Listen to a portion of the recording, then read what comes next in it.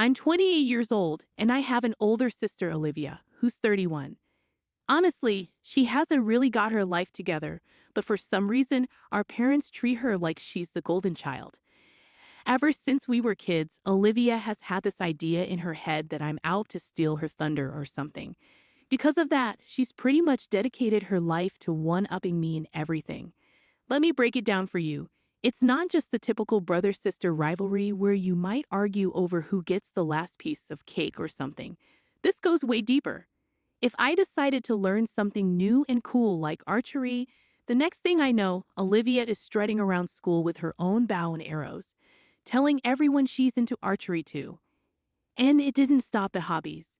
If I ever mentioned in my diary that I liked a guy, bam, she'd be all over him the very next day, flirting like there was no tomorrow. And it wasn't just about boys and hobbies.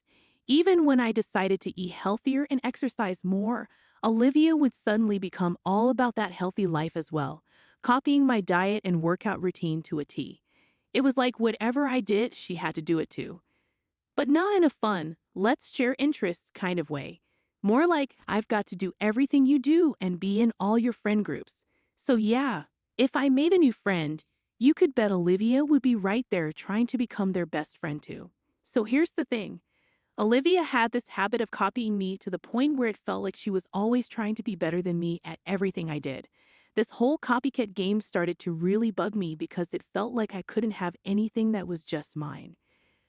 I tried talking to my parents about how much this bothered me, but they didn't get it. They would just say stuff like, "Oh, sisters copy each other all the time. It's normal."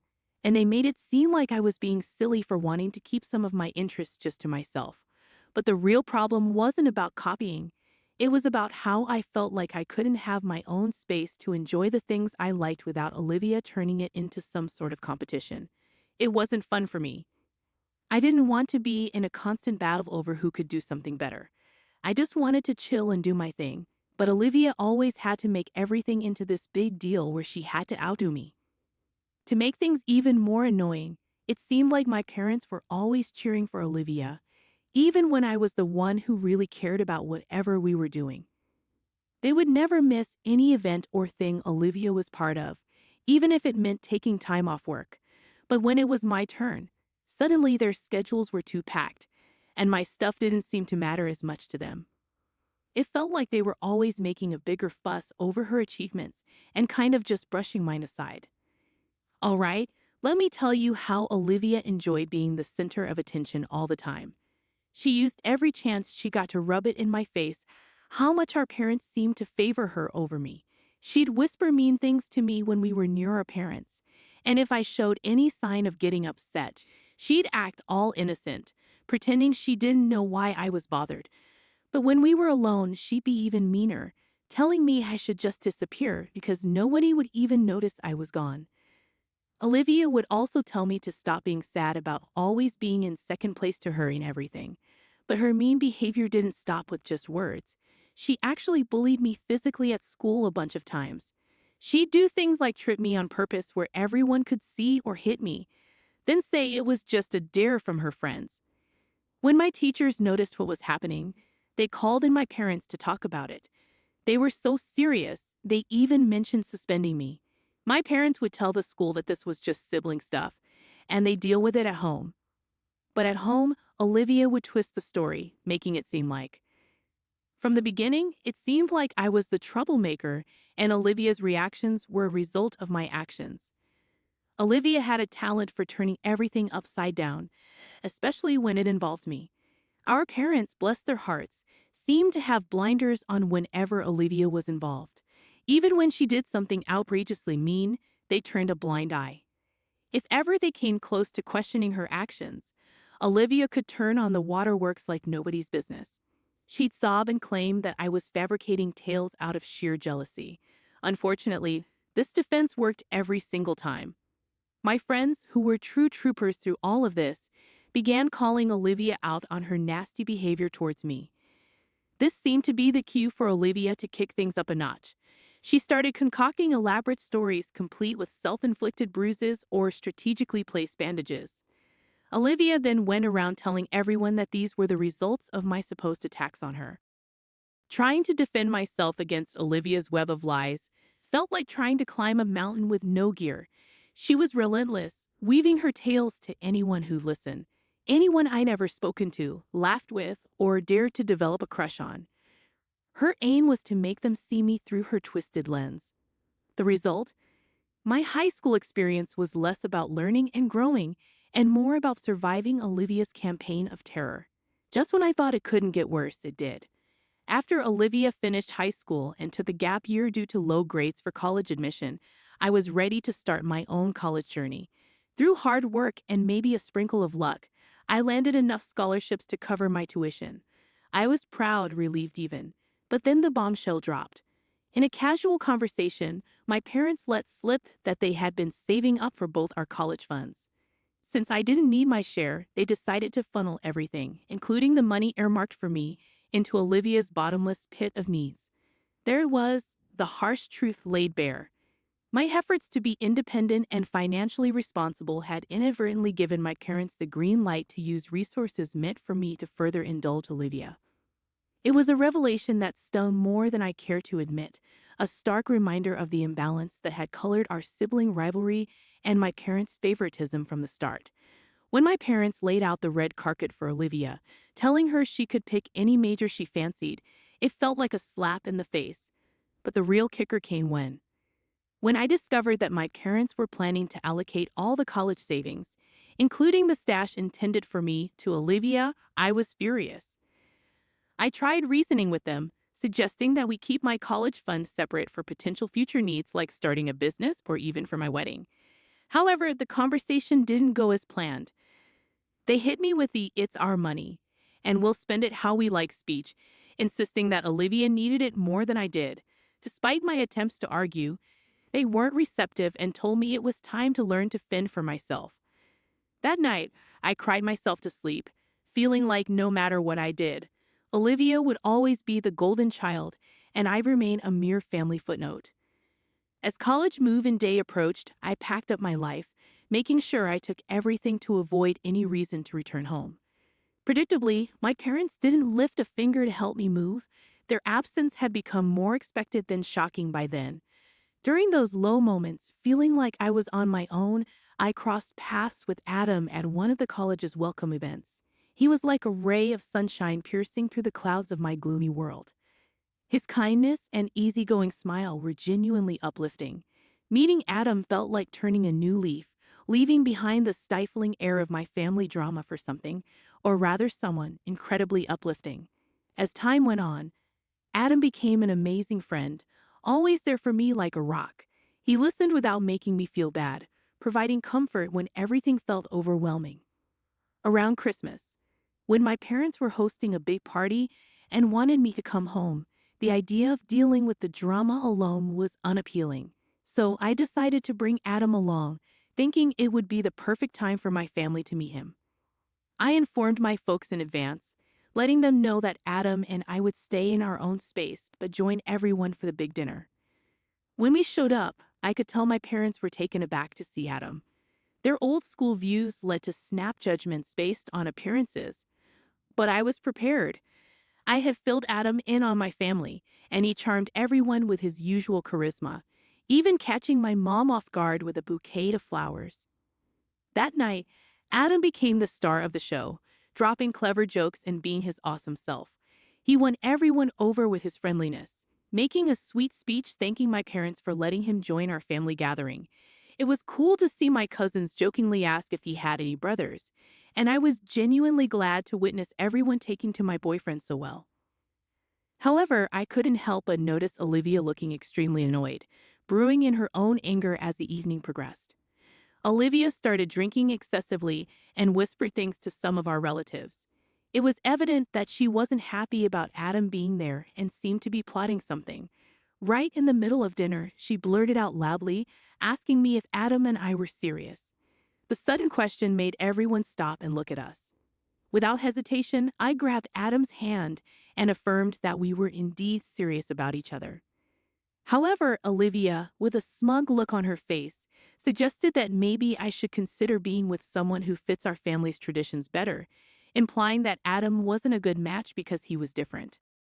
Her comment was not only rude but also racist, making many people at the dinner feel uncomfortable due to her openly judgmental behavior.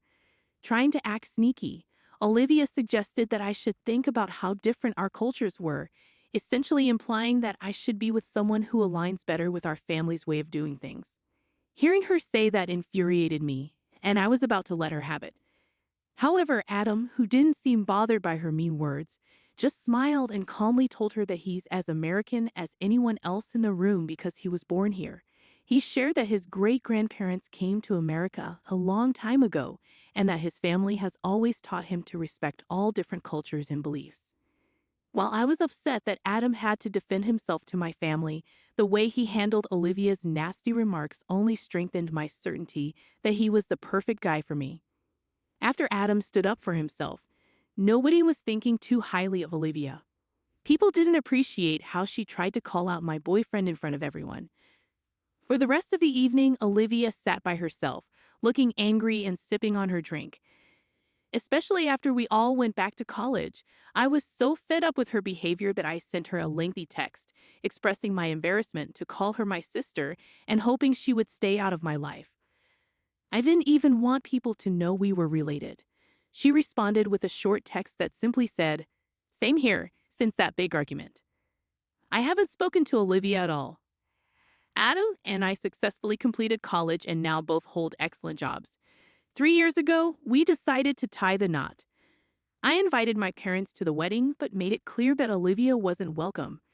Despite my mom's attempts to change my mind, I wanted our wedding to be truly special and extravagant. My parents were quite shocked by how amazing everything looked. My mom was blown away, and my dad, who typically doesn't say much, remained silent throughout the ceremony. Our guests, including friends and Adam's family, got to meet my parents. It didn't take long for everyone to notice the stark contrast in wealth between Adam's family and mine. After the wedding, my parents approached me, expressing surprise at the amount spent on the event and the wealth of Adam's family. My mom was curious about how we could afford such an extravagant wedding, and I assured her that Adam and I were doing well for ourselves. I wanted them to understand that our decision to get married wasn't solely based on financial considerations. Looking back, I realize it might have been a mistake to disclose so much about our financial situation to my parents. 2 years ago, my parents unexpectedly reached out for help. They explained that my dad had retired and they had depleted their savings on home renovations. They asked if I could lend them a hand with money, a surprising request considering their usual behavior. Despite feeling like I didn't quite fit in with my family, it felt somewhat comforting to be the one they turned to. They requested $3,000 every month, which would cover their bills and increasing medical costs as they aged. At that time, I was doing well at work, and Adam and I were in a good financial position. Without much hesitation, I agreed, considering it my duty to assist my parents in their time of need.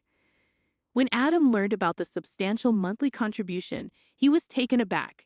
He pointed out that $3,000 was a significant amount for them to request. Despite the financial strain, Adam and I were determined to help my parents, making the monthly transfers a routine. I never delved into the specifics of how they were using the funds during this period. I started feeling like there was an improvement in my relationship with my parents. Although I wasn't certain whether their niceness was genuine or just a reaction to the financial support they were receiving, it seemed like we were genuinely connecting. I entertained the idea of letting go of our challenging past and beginning anew, hoping for a happier future together. However, 2 weeks ago, my phone exploded with calls from them right in the middle of an incredibly busy workday. Aware of my packed schedule, the numerous missed calls raised concerns, making me rush to call them back. My dad was on the other end, requesting me to visit their place urgently for an important conversation. Despite feeling worn out after a long day at work, I agreed, curious about the nature of their request. That evening, I showed up at their doorstep, feeling a mix of fatigue and curiosity. They both appeared nervous, escalating my worry. When I inquired about their well-being, they began the conversation by expressing gratitude for the financial support I had been providing. Bewildered, I sat there as my mom disclosed some unexpected news. She revealed that my sister Olivia, whom I didn't even know was married, was attempting to start a family. Olivia had been struggling with infertility for a considerable period, and her journey had been challenging. After facing a miscarriage, Olivia was now exploring IVF, a costly medical procedure. They needed $25,000 to cover the expenses, and then they looked at me, expecting something. They conveyed that, being Olivia's sister, it was my responsibility to contribute and support her. They emphasized the idea of family standing together in times of need. Listening to their request, I was completely taken aback. The notion that I should provide such a substantial amount for Olivia, especially considering our turbulent relationship, was mind-boggling. I reminded them of the strained dynamic between Olivia and me, emphasizing the difficulties she had caused during our upbringing. The idea of contributing such a significant sum just didn't make sense to me. My parents didn't appreciate my response. They argued that, as Olivia's sister, it was somehow my duty to help her conceive a child. They even suggested that, since I didn't have children of my own, the least I could do was assist in bringing a grandchild into the family to foster reconciliation. I expressed my sympathy for Olivia's struggles but made it clear that I wouldn't simply hand over money as a gift. I offered to lend her the $25,000, but insisted on a legal contract outlining the terms of repayment. This suggestion angered my parents, who yelled at me, deeming it rude to consider making Olivia sign a contract when I had ample money at my disposal. According to my mom, I was being selfish, and Olivia needed the money more than I did. Frustrated by their accusations, I asserted that I had worked hard for my money, had my own life and bills to attend to, and couldn't give away a substantial portion of my savings to someone who had mistreated me and with whom I hadn't communicated in ages. I made it clear that if they weren't okay with my conditions, they shouldn't expect further financial support from me. After my firm statement, my parents began yelling, claiming that my attitude was precisely why they had an issue with me, accusing me of always acting too proud and believing I was better than everyone else. Their sudden change in demeanor shocked me, considering their earlier pleas for money. Despite their attempt to make me feel guilty, I remained steadfast in my decision. However, suspicion crept in, prompting me to investigate the money I had been sending them. I excused myself to go to the bathroom, but instead, I quickly went to my parents' bedroom and found my dad's phone charging on the nightstand.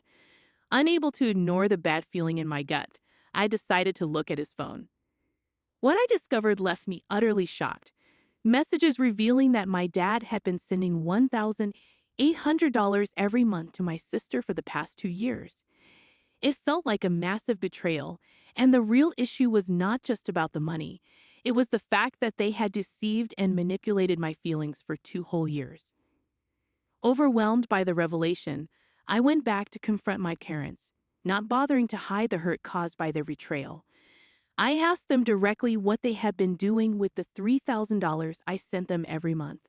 Caught off guard, they stumbled over their words, attempting to figure out what to say. Unable to wait for an explanation, I confronted them about sending $1,800 every month to my sister. Their faces went pale, and after a few seconds of silence, they admitted to diverting a significant portion of the money. I sent Olivia their excuse was that she genuinely needed the money, and as her parents, they couldn't bear to see her struggle. Hearing this excuse infuriated me, and I questioned them about their disregard for my well-being. I asked them if they didn't think it was wrong to lie and take my money for 2 years. Their defense was based on Olivia's financial struggles, emphasizing that my sister and her husband didn't earn much. They tried to justify their actions by claiming that, given my lavish wedding and well-paying job, they believed taking money from me wouldn't significantly impact me. They even mentioned that it was initially Olivia's idea, but they went along with it, thinking they were doing the best for their kids. However, this only intensified my feelings of anger and disappointment. At that point, I had reached my limit. I declared that I wouldn't provide them with any more financial support and that I was done backing them financially. My parents responded with desperation and anger, insisting that I couldn't just stop helping the family when they needed me. I laughed off their pleas and left their house, experiencing a mix of emotions, including anger, sadness, and a sense of relief. Now, as I write this, my parents persistently call and beg me to reconsider, assuring me they won't take any more money if I don't completely cut them off. Despite their attempts to guilt trip me, I stand firm in my decision. Update 1. I am incredibly grateful for the supportive messages I've received. The guilt from my family has weighed on me, but having someone as amazing as Adam in my life means a lot. I appreciate that people are finally listening to my childhood stories and believing them. Discussing this has been challenging, with some thinking I'm exaggerating, so thank you to everyone I've talked to.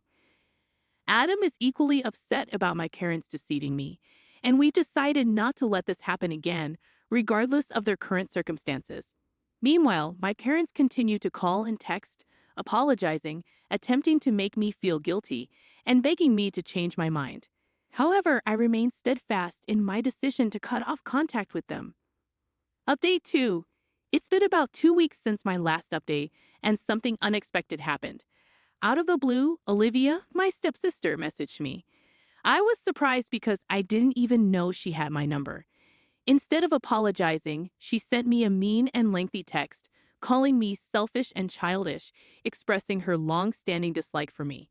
She even went so far as to label me a gold digger, making baseless accusations. Olivia claimed that I only married Adam for his money and insisted that I should share my wealth with our family because, well, we're family. She expressed regret for not being meaner to me during our childhood, hoping that it would have left a lasting impression on me. Reading her hurtful words brought back all the negative memories from my past, and I couldn't help but cry. When I showed Adam the message, he became furious and decided to take matters into his own hands. Adam initiated a group chat on Messenger with my parents, Olivia, and several relatives and cousins. He shared screenshots of Olivia's message and exposed the lies my parents and Olivia had been telling me for the past 2 years, including the bullying I endured during our childhood. The revelation sparked an intense response from our relatives, who were shocked by my parents' actions and appalled by Olivia's deceitfulness. In subsequent calls with family members, I disclosed more details about how my parents were diverting $1,800 every month to Olivia from the funds I believed were intended for them. The pressure from our relatives embarrassed my parents, who reached out, pleading with me to delete the group chat and pretend it never happened. However, Adam stood firm, refusing to let them off the hook. He warned them that any attempt to ask us for money again would result in legal action, hiring the best lawyers to take them to court. This threat scared them, and they refrained from contacting me. Other family members informed me that my parents were deeply ashamed, especially after addressing Olivia's actions. Despite their apologies and newfound awareness, I decided to keep them out of my life, focusing on happiness with Adam away from the drama. Update 3. I want to express my gratitude for the incredible support you've all provided. The overwhelming encouragement has been amazing, prompting Adam and me to consider seeking therapy to navigate the challenging emotions surrounding my decision to cut ties with my parents and the betrayal by my family. The silence from my parents and Olivia, following Adam's stern warning, assures me that they are too scared to reach out.